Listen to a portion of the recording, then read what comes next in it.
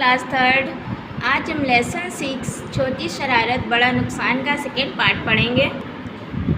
इस बेकाबू गाड़ी की चपेट में आकर एक व्यक्ति अपनी जान से हाथ धो बैठा। रेलवे पुलिस का एक कर्मचारी इसे रोकने के प्रयास में गंभीर रूप से घायल हो गया। गाड़ी ने रुकते रुकते रेल विभाग के एक भवन को गिराकर मिट्टी में मिला दिया और उसको गाड़ी को रोकने के प्रयास में एक कर्मचारी क्या हुआ, अपनी जान से हाथ धो बैठे, यानी कि एक कर्मचारी की मृत्यु हो गई और एक गंभीर रूप से घायल हो गया और रेलवे का एक भवन भी गिर गया उसकी चपेट में आकर। करोड़ों रुपए की हानि हुई केवल एक मूर्ख बालक की मूर्खता के कारण। एक बालक की मूर्खता के कारण करोड़ों रुपए की हानि हो गई। अपनी इस शरारत के कारण इस लड़के को जेल के शिक्षों के पीछे जाना पड़ा, यानी कि जेल की सलाखों के पीछे जाना पड़ा इस बच्चे को अपनी मूर्खता के कारण। पर काम बिगड़ जाने के बाद अब पछताने से भी क्या लाभ, लेकिन अब तो गलती हो गई, अब पछताने से क्या लाभ है। कवि गिरिधर ने ठीक ही कहा है, बिना विचारे जो करे सो पाछे पछताए, काम बिगाड़े अपनों जग से होत हंसाए।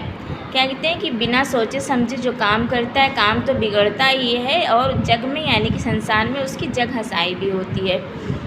वो लड़का अपनी इस मूर्खतापूर्वक कार्य के परिणाम के बारे में ज़रा भी विचार कर लेता तो ये सारा संकट क्यों होता। अगर वो लड़का अपने इस मूर्खतापूर्वक कार्य के बारे में पहले से कुछ सोच लेता तो वो ऐसा काम ही नहीं करता, क्यों उसे सज़ा मिलती। इसलिए बिना सोचे समझे कोई कार्य कभी नहीं करना चाहिए। इसलिए हमें कभी भी कोई भी काम बिना सोचे समझे नहीं करना चाहिए। तो ये लेसन हमारा यहाँ पे कंप्लीट होता है। अब इसकी एक्सरसाइज सॉल्व करते हैं। रिक्त स्थानों की पूर्ति कीजिए। बिना सोचे समझे काम करने से बड़ी विपत्ति भी आ सकती है, या हमें विपत्ति फिल करना है। अधिकारी समझ गए कि गाड़ी काबू से बाहर हो गई, यहाँ पर काबू फिल करना है। गाड़ी और किसी गाड़ी से ना टकरा जाए उसकी रोकथाम के उपाय किए गए। बिना विचारे जो करे सो पाछे पछताए, काम बिगाड़े अपनों जग से होत हंसाए। ठीक है बच्चों, अब देखिए सही पर टिक का निशान लगाइए। हमें कोई भी कार्य करना चाहिए कैसे, सोच समझ कर। यहाँ फर्स्ट में टिक करेंगे। Turn your page.